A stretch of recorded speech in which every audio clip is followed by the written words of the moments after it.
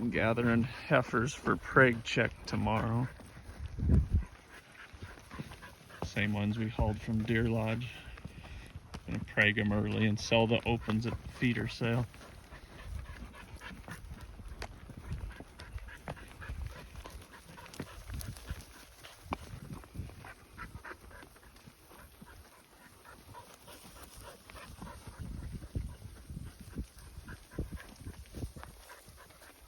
Hey heifer.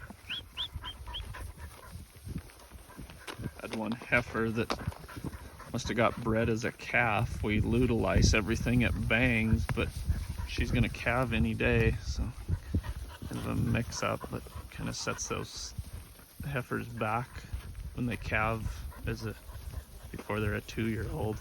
But hopefully she'll have it fine, and then we'll rebreed her next spring. We start preg checking today, and we're starting with the heifers. They should be about 2 months bred based on when bulls got turned out and pulled. So you know you have a wife and family when your ear tags start to have all the names instead of numbers. Reese really likes that.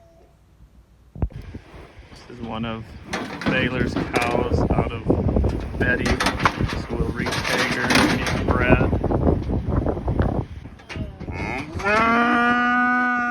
She's 254 because I like numbers, and Baylor named her Jupiter, so she's ready to go. Yeah, ready?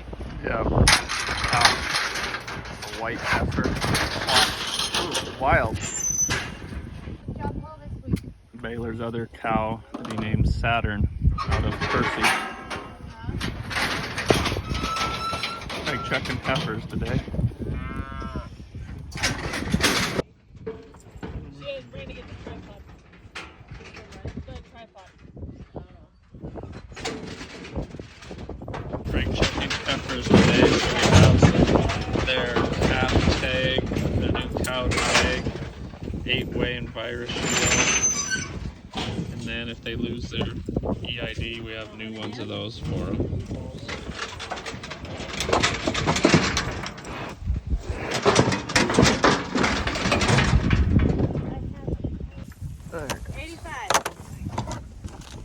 You're out of What's that? Said you're out of vaccine.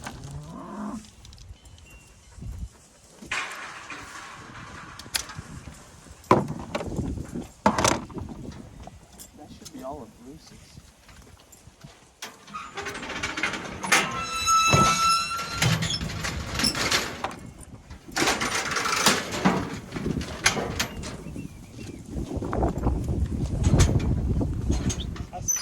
We start the preg checking process with Betsy ultrasounding the heifer to see if she's bred. And her vet tech Baylor scans the EID tag that we have in all of our cows so that the data can be entered into the computer for records in the future. Then once we know that she is bred, we'll vaccinate her and cut out her calf tag and put in her new cow tag. We wait to do those 2 steps until we know she's bred so that we don't waste a tag or vaccine on a heifer that's going to get sold in a couple weeks. We preg check our heifers the end of August so that we can sell the opens in early September at the local feeder sale. The market for the heifers is usually a lot better early September before the flood of cows and other cattle coming in.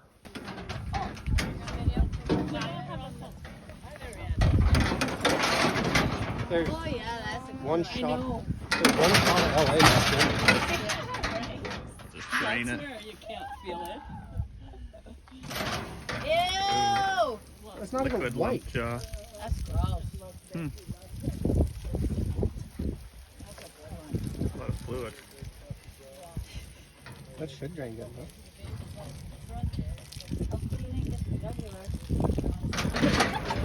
I haven't seen any blood yet. I think that would have started showing up by now. Kind of bloody. Black blood. Woo! Does it stink? Yeah, can we let her out now? Okay. to me, lay down.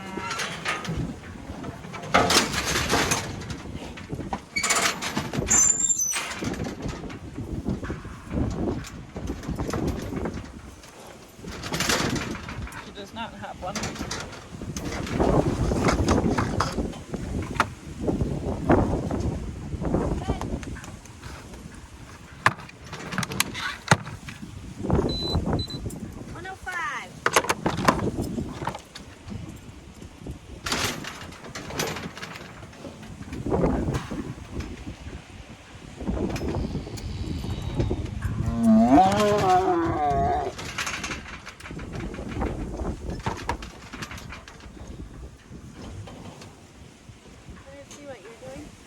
What? Yeah. Whole shoot. Take the whole shoot.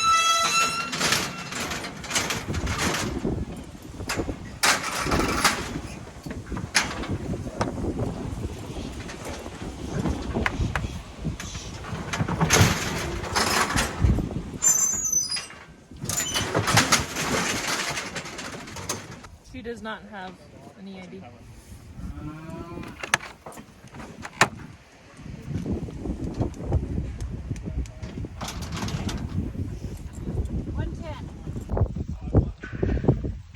So when I'm ultrasounding, I'm looking in my goggles, and you can see on this one, what I saw was that head, and I measure it.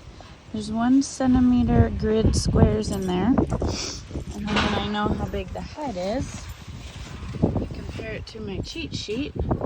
So this one was 30 square, or 3 squares. Each square is 10. So I would have called it 30, 87 days bred is how I would have called that last one. So it's kind of a math game. We always get nice and dirty during preg check season. The tails like to hit us in the face, and we get covered in poop.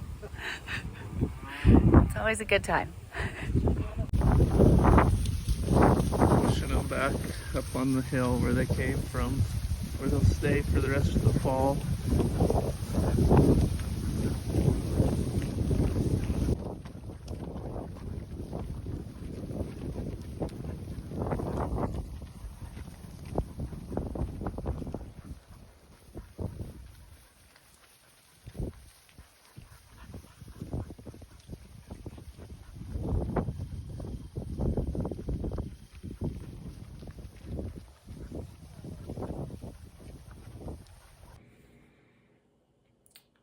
So today we preg checked the heifers. I didn't talk a lot about them out there because the chute was loud and it was windy.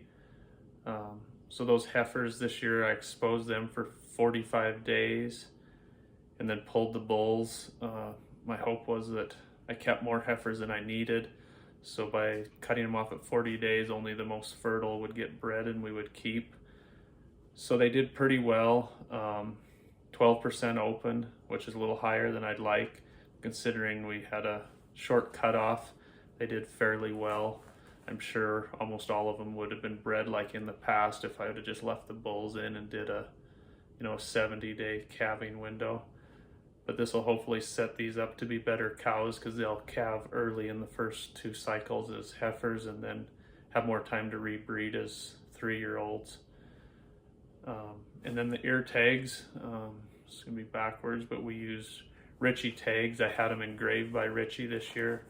It just comes out nicer and cleaner when they do it, and it saves me quite a bit of time. And we have the Circle P name put on the top of them, so it looks pretty good and makes all these heifers uniform looking, and I'll continue doing that with my cows in the future. So these are the Ritchie tags that we used. There's Circle P, our business name, and the first number is a 2 because that heifer is born in 22, and then just put a random 2 numbers afterwards. So my other cows that are now 10-year-olds started with 200, so then these ones I started at 240 and went up, so then we don't have duplicates in our numbers. That's how our tagging system works. And the red are my own heifers that I've raised, and the other colors are heifers that, or cows that I run on shares or bought from certain ranches, so I can keep them straight that way. So hope you enjoyed today's video, and thanks for watching.